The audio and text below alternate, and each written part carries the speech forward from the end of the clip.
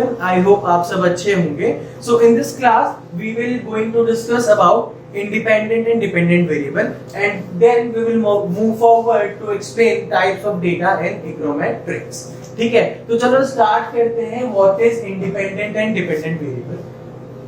Before starting with this, अगर आपने इससे पहली वाली वीडियो नहीं देखी है तो वो वीडियो देख लेना। मैं लिंक जो है वो डिस्क्रिप्शन बॉक्स में डाल दूंगा क्योंकि ये रिलेट करेगी। ठीक है, तो चलो स्टार्ट करते हैं इंडिपेंडेंट वेरिएबल से।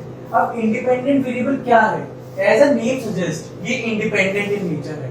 अब इंडिपेंडेंट इन नेचर का मतलब क्या है? इंडिपेंडेंट इन नेचर का मतलब है कि मान लीजिए अगर किसी भी वेरिएबल में चेंज होता है तो अगर उसके चेंज होने की वजह से दूसरे वेरिएबल में कोई इफेक्ट नहीं पड़ रहा है तो वो वेरिएबल है independent variable. But on the another hand, अगर किसी वेरिएबल में चेंज हो रहा है और उसकी वजह से दूसरे वेरिएबल में भी चेंज हो रहा है तो वो वेरिएबल्स होते हैं डिपेंडेंट वेरिएबल। अब आप पूछोगे कि सर इसका इकोनॉमिक थ्योरी में कहां यूज है, तो चलो स्टार्ट करते हैं। हमने पढ़ा है डिमांड में हम क्या बोलते हैं कि डिमांड कर्व को प्राइस ऑफ रिलेटेड गुड्स भी अफेक्ट करते हैं। ठीक है, तो चलो अज्यूम करते हैं। Let's assume two goods X and Y and they are substitute in nature। ठीक है, और हम स्टार्ट करते हैं जब दोनों की प्राइसेस इक्वल हो। Py is equal to Px, ये हमारा स्टार्टिंग पॉइंट।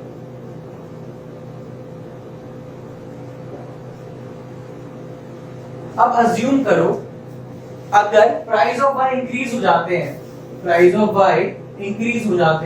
तो गुड y के प्राइसेस ज्यादा हो गए हैं, तो बताओ क्वांटिटी ऑफ गुड x बढ़ेगा कि कम होगा? अगर प्राइस ऑफ y इंक्रीज हो जाते हैं तो quantity of good x increase होगा कि डिक्रीज होगा? बताओ। इंक्रीज होगा। क्यों इंक्रीज होगा? क्योंकि because of the rise in the price of good x is now cheaper. तो कंज्यूमर क्या प्रेफर करेगा? Consumer will prefer to purchase good X, तो quantity demand of good X will go up. ठीक है, तो यहाँ पे जो हमारा जो प्राइस ऑफ y है, जो py है, ये है इंडिपेंडेंट वेरिएबल।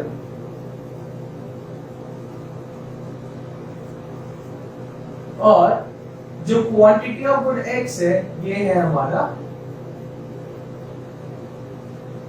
Dependent variable. अब मैंने लास्ट क्लास में तुम्हें एग्जांपल और बताया था सैलरी और स्पेंडिंग का। अब मान लो किसी की सैलरी इंक्रीज होती है तो उसकी स्पेंडिंग इंक्रीज होगी कि डिक्रीज होगी? ऑब्वियसली इंक्रीज ही होगी। भाई अगर आज तुम ज्यादा कमाने लगोगे तो तुम्हारी स्पेंडिंग पावर भी इंक्रीज हो जाएगी। पर अगर तुम्हारा डिमोशन हो जाता है, भगवान के ना हो, पर अगर डिमोशन हो जाता है तो तुम्हारी सैलरी कम हो गई, तो सैलरी कम होगी तो कंजम्पशन या स्पेंडिंग भी कम होगा। तो salary is affecting expenditure spending power of a consumer. तो यहाँ पे जो सैलरी है, salary is nothing but a independent variable. But क्योंकि सैलरी में चेंजेस की वजह से तुम्हारी स्पेंडिंग पावर में चेंजेस आ रहे हैं, तो वो कैसा हो गया? Spending is dependent variable. इतना समझ आता है? चलो अब स्टार्ट करते हैं types of data in econometrics. ठीक है, इकोनोमेट्रिक्स में हम कौन कौन से डेटा टाइप पढ़ते हैं? अब इकोनोमेट्रिक्स में हम 3 डेटा टाइप पढ़ते हैं। पहला है टाइम सीरीज एनालिसिस, तो टाइम सीरीज डेटा। सेकंड है हमारा cross sectional data and third is parallel data. Parallel data is nothing but the combination of cross sectional and time series data. तो चलो start करते हैं पहले टाइम सीरीज डेटा से। Time series data. अब मान लो कि मैं जीडीपी को स्टडी कर रहा हूं, इंडियन इकोनॉमी, तो ये इंडिया की जीडीपी है जिसे मैं स्टडी कर रहा हूं और मैंने टाइम पीरियड लिया है बिटवीन 2000 टू 2018। तो यहाँ पे ईयर डेटा स्ट्रक्चर बता रहा हूं कैसा होगा। यहाँ पे इंडियाज जीडीपी 2000 2001 till 2018 और यहाँ पे हमारी फिगर्स। तो ये कैसे डेटा है? ये है टाइम सीरीज डेटा और इसे हम नॉर्मली डिनोट करते हैं yt से, where t is time period और हमारे यहाँ पे t टाइम पीरियड क्या है 2000 to 2018, तो हम बोलेंगे t is varying from 0 to 0 1 2 till जितना 18 तक आएगा 70 और 16 आएगा। ठीक है, तो जो 0 है वो 2000 को डिपिक्ट करेगा, 1 जो है वो 2001 को डिपिक्ट करेगा और ऐसे ही 17 2017 को डिपिक्ट करेगा एंड जो 18 है वो 2018 को डिपिक्ट करेगा। ठीक है, तो यहाँ पे YT क्या है? Y है हमारा इंडिया जीडीपी जो वेरी कर रहा है from time period 0 that is 2000 to time period 18 that is 2018। ठीक है, इतना समझ आता है? चलो अब सेकंड डेटा टाइप है, यहां देखो क्रॉस सेक्शनल।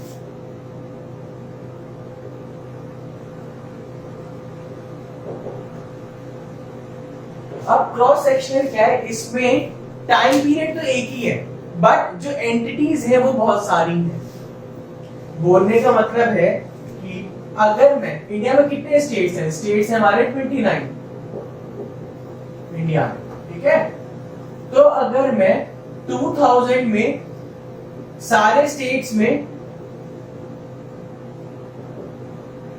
जीडीपी क्या था, ये जीडीपी कितनी थी, ये अगर मैं चेक करूंगा तो ये हमारा हो जाएगा क्रॉस सेक्शनल डेटा। मतलब हम ओवर द एंटिटीज देख रहे हैं कि भाई एक एंटिटी में डेटा पॉइंट क्या है, दूसरी एंटिटी में डेटा पॉइंट क्या है। ठीक है, तो मान लो जैसे यूपी में कितना जीडीपी थी, वेस्ट बंगाल में कितनी जीडीपी एंड सो ऑन। ठीक है, इसे हम डिनोट करते हैं बाय आई से, वेयर आई इज एंटिटी और हमारे केस में I is very from 1 to 29। y1 is state 1, y29 is state 29 and y depends GDP of that particular state। तो यहाँ पे क्या होगा, ये होगी स्टेट वाइज जीडीपी। ठीक है, अब अगर मैं इन दोनों को मर्ज कर दूं कि मैं टाइम पीरियड में भी एनालाइज कर रहा हूं बिटवीन द एंटिटीज, यानी मान लो कि मैंने इंडिया की कोई 5 स्टेट्स उठाए, उसमें मैं उन 5 स्टेट्स की जीडीपी को चेक कर रहा हूं ओवर 5 इयर्स 2000 टू 2004, तो ये कैसे डेटा हो गया? ये हो गया पैनल डेटा, क्योंकि इसमें टाइम वेरिएबल भी आ गया that is from 2000 to 2004 and इसमें एंटिटी भी आ गई that is 5 states of Indian economy. तो चलो इसे देखते हैं।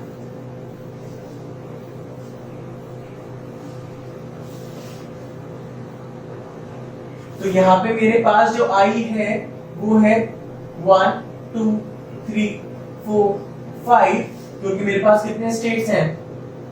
5 स्टेट्स और टाइम पीरियड कितना है मेरे पास? 0 1 2 3 and 4 that is 2000 2001 2002 2003 and 2004। ठीक है, ठीक है, अब मैं इसको एक बार एक्सप्लेन करता हूं। इसे हम डिनोट करते हैं YIT से। ठीक है, अब इसका देखो डेटा स्ट्रक्चर कैसा बनता है, सबका बना के दिखाता हूं आपको। ठीक है, पहले मान लो हमने कोई एक स्टेट उठाया Y10 Y11 Y12 Y13 Y14। अब ये जो पार्ट है, ये वाला पार्ट जो राइट साइड वाला पार्ट, ये डिपेंड करेगा टाइम को, और ये जो पार्ट है जो कांस्टेंट पार्ट है 1 1 चल रहा है, ये डिपेंड करेगा स्टेट को। ठीक है, अब ऐसे ही अगला देखते हैं Y20 Y21 Y22 Y23 Y24। अब ये स्टेट 2 है, स्टेट 2, और दिस इज टाइम पीरियड। क्या है? टाइम अगर ऐसे लिखने का मन ना करे तो हम ऐसे भी लिख सकते हैं। देखो मान लो स्टेट 3 हमारा है यूपी,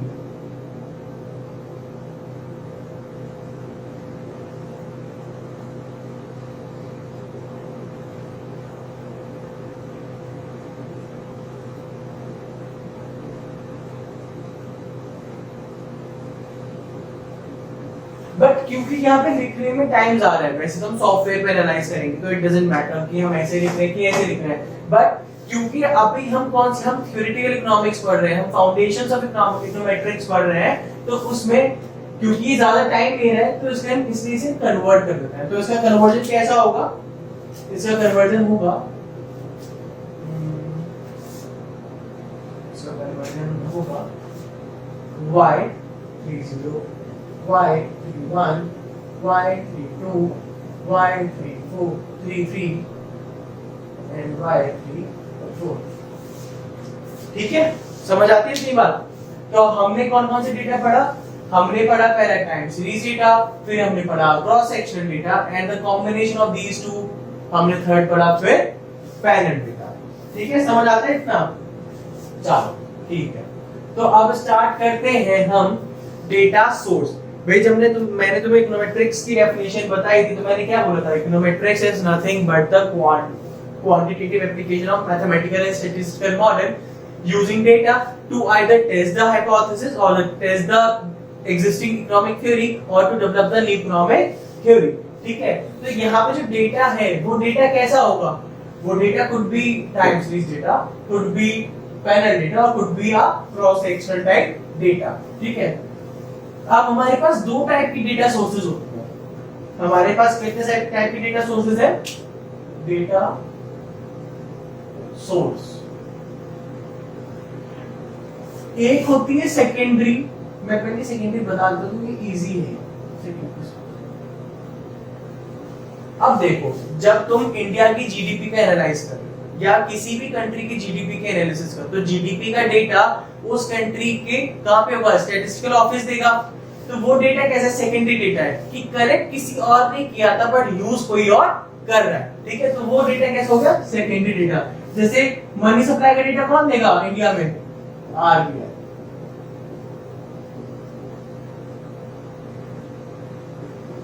मनी सप्लाई का डेटा कौन देगा? आरबीआई। इंटरेस्ट रेट का भी डेटा आरबीआई देगा। ठीक है, तो आरबीआई हो गया हमारा सेकेंडरी सोर्स, क्योंकि हमने थोड़ी इंटरेस्ट रेट का डेटा कलेक्ट किया था, कलेक्ट किसने किया था? आरबीआई ने, पर हम क्या कर रहे हैं? उसको यूज कर रहे हैं। ऐसे ही सेकेंड डेटा टाइप होता है प्राइमरी। सेकेंड सोर्स क्या है हमारा? Primary source. इसे हम और क्या कहते हैं? Hand pick data. Hand pick data, जो डेटा हम अपने हाथ से लेते हैं, यानी हम खुद से कलेक्ट करते हैं। अब मान लो मैंने एक क्वेश्चनर बनाया जिसमें मैं चेक कर रहा हूं कि लोगों की सैलरी कितनी है, वो बाइक उनके पास है कि नहीं है, उनके पास कार है कि नहीं है। तो गिवन अ सैलरी बाउंड कि भाई मान लो अगर किसी की मंथली सैलरी फ्रॉम 40,000 टू 50,000, तो उसके पास बाइक है कि कार है। तो अगर मैं ऐसे क्वेश्चनर बना रहा हूं तो मैंने खुद से एक क्वेश्चनर बनाया ना, ये डेटा मैंने खुद से कलेक्ट किया, तो ये कैसा सोर्स हो गया? प्राइमरी सोर्स, क्योंकि यहाँ पे मैंने हैंड पिक डेटा को यूज किया है। तो ठीक है, हमने इस वीडियो के स्टार्टिंग में पढ़ा इंडिपेंडेंट एंड डिपेंडेंट वेरिएबल, फिर हमने डेटा टाइप्स पढ़े कि इकोनोमेट्रिक्स में कितने टाइप की डेटा है, वो हमने क्या देखा? उसमें है time series data, cross sectional data and combination panel data. फिर हमने लास्ट में देखा डेटा सोर्स कैसी है। तो पहली सोर्स है प्राइमरी सोर्स, जहां पे हैंड पिक डेटा है, हम खुद से कलेक्ट करेंगे डेटा, एंड सेकंड सोर्स है सेकेंडरी सोर्स, जहां पे हम किसी के कलेक्टेड डेटा को यूज करते हैं। ठीक है, तो आई होप आपको ये वीडियो आपको समझ आ गया होगा। तो अगर आपको वीडियो समझ आई तो please like the video and subscribe my channel. ठीक है, और अगर किसी ने फर्स्ट वीडियो नहीं देखी तो पहले देख लेना, उसी के बाद आपको ये वाला कॉन्सेप्ट समझ आएगा। चलो मिलते हैं नेक्स्ट क्लास में। ठीक है, बाय।